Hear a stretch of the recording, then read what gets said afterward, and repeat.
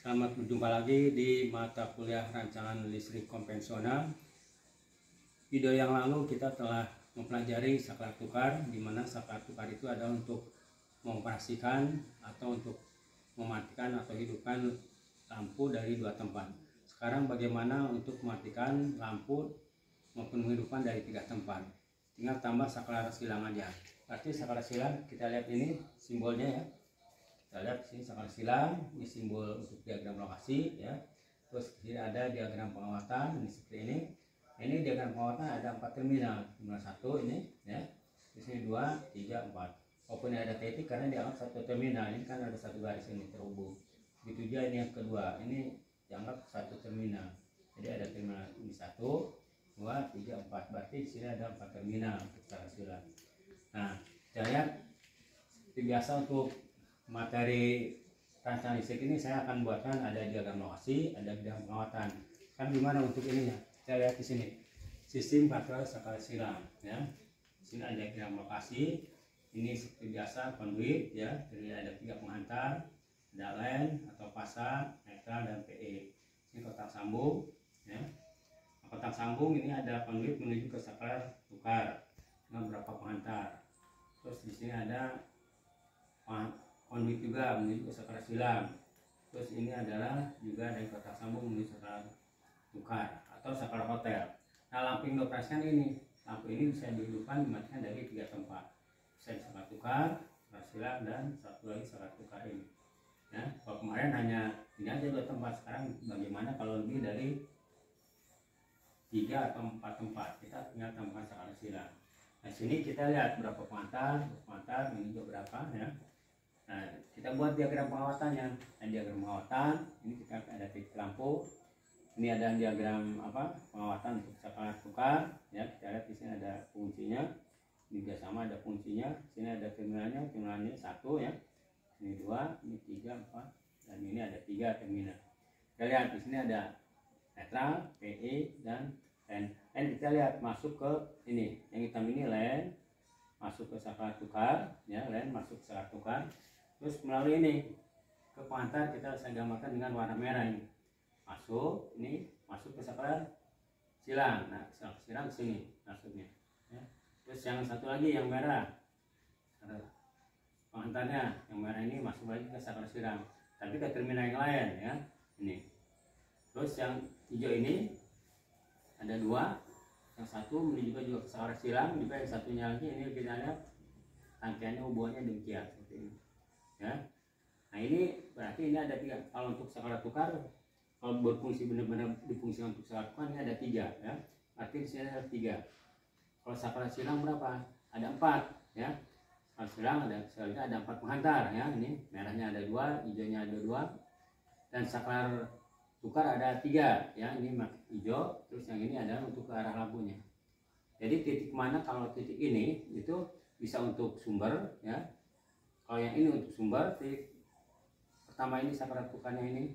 Tapi yang saklar tukar yang kedua ini yang terakhir ini ada yang ketiganya atau saklar yang tengahnya adalah terminal tengahnya untuk ke titik lampu. Ya, kita lihat. Ini kita lihat arahnya harusnya ke sini. Ya. Ini saya jelaskan dulu. Ya.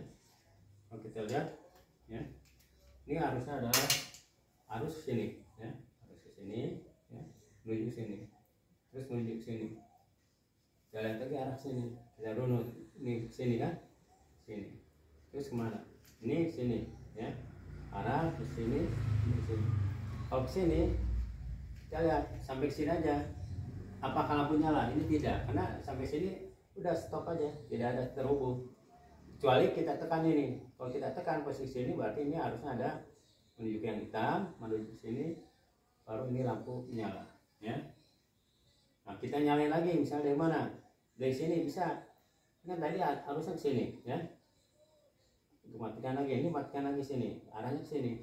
Berarti harusnya dia stop. Hanya sampai sini aja. Ini karena pindah ke sini, ya. Ini. Nah, ini saya jelaskan ini ada 4. Ini yang hijau, ya. Dan yang merah ini.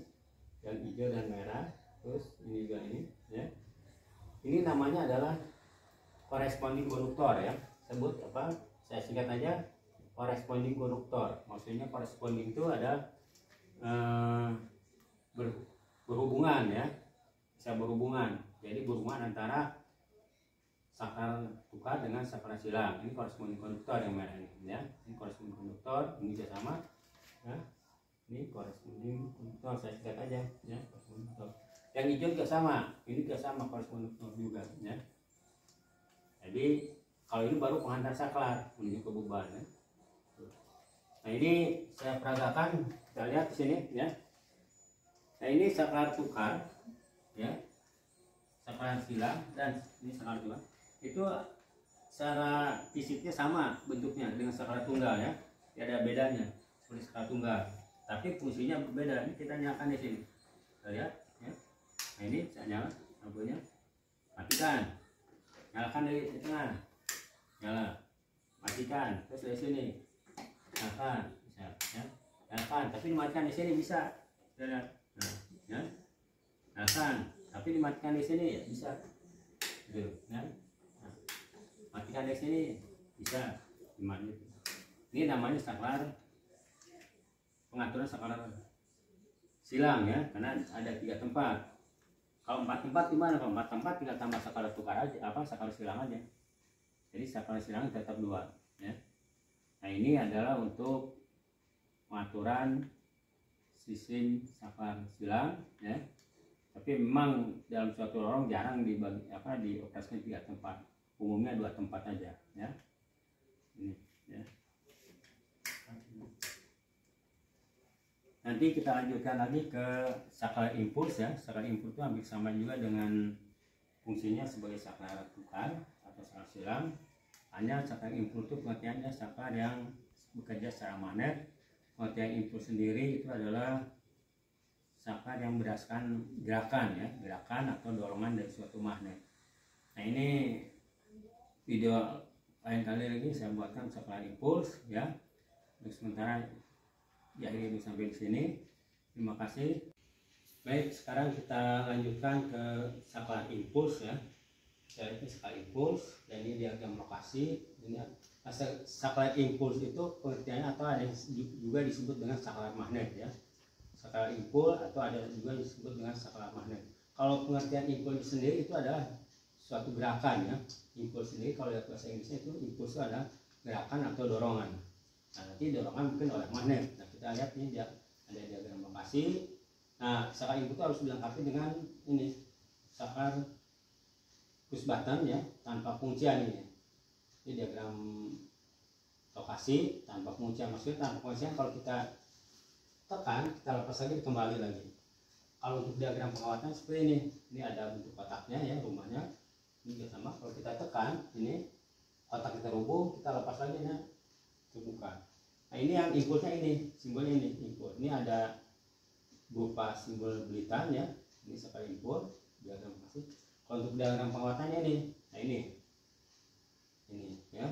Jadi kalau dia ada magnet ini, karena ada gerakan, dia akan ketarik ini, tarik yang kunci. Ini tanda kunci ini, tanda penguncian kan. Kalau ini tanda penguncian, tarik oleh magnet pengunciannya, tarik terus terhubung. Gerakan lagi magnetnya diberikan lagi tegangan, ada magnet terbuka lagi. Atau posisinya begini sama aja ya. Nah, ini atau kita lihat contohnya ini ya. Maaf, coba tolong saklar tanpa kuncian ya. Nah ini kita lihat saklar yang tanpa kuncian ya. Saklar tanpa kuncian itu ini maksudnya yang tadi contohnya ini tanpa kuncian. Kalau tidak tekan ya, misalnya ada arus nih, tekan terus lampu nyala, kita lepas mati lagi. Contohnya seperti ini ya. Kita lihat ya. Nah, hanya selama ditekan aja, maksudnya push button kontak saat kita tekan. Nah ini ya, yang bisa. Nah ini yang saklar ini harus dilengkapi dengan saklar impuls. Ini push button ya, tombol tekan saat, harus dilengkapi dengan saklar impuls ini ya. Sekarang gimana? Kita lihat ini misalnya kita sebut dulu dan kita ganti dengan impuls ya.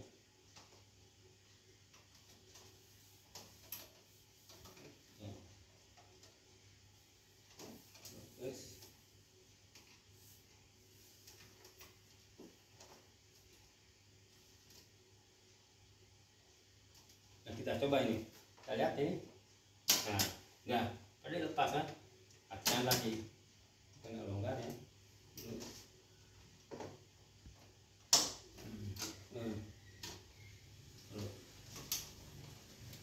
Ini ada longgar ini. Ya. Nah ini, kita lihat, kita tekan.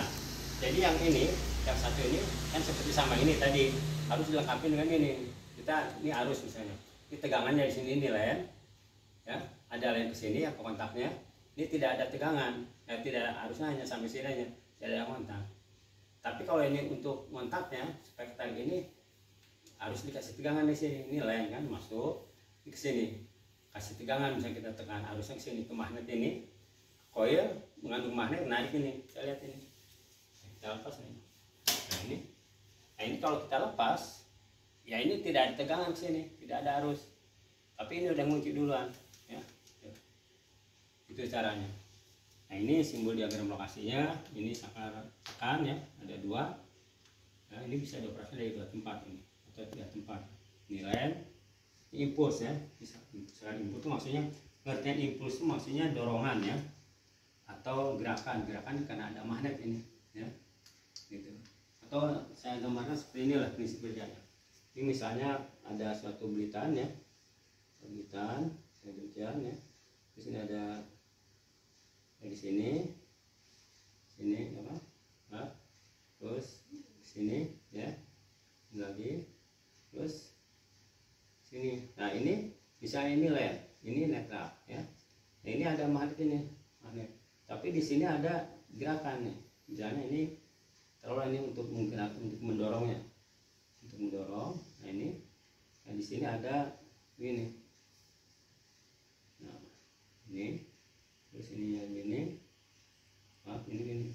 Nah seperti inilah. Nah gini ya, maaf ini. Nah ini kalau dikasih apa? Ini misalnya ini untuk menuju ke lampu ya. Nah, ini kalau dikasih magnet di arusnya ke sini, berarti ada magnet nih. Ada magnet ini akan mendorong ini atau narik gerakan ini. Gerakan ini sehingga ngunci. Sama aja dengan saklar biasa. Jadi kalau ada magnet, berarti ini ada gerakan atau mendorong ini dia mengunci. Nah, ini kita lihat ini. Ini keadaan nyala, ya keadaan nyala. Tapi keadaan nyala kan ini terhubung ini kan, terhubung ini terhubung. Tapi kalau kita tekan lagi, dia terbuka ini. Nah, buka lagi. Nah ini tidak tegangan. Nah sekarang kalau di dalam lokasinya ada dua ini. Sebetulnya ini saklar impuls ini bisa berfungsi sebagai ganti saklar tukar atau saklar silang. Ya ini bisa dioperasikan dari beberapa tempat, bisa lebih dari 3 tempat, 4 tempat. Jadi tinggal pasang aja di seri sini semacam ini. Kita kalau ingin dua ya kita tinggal sambungnya aja nih, ya.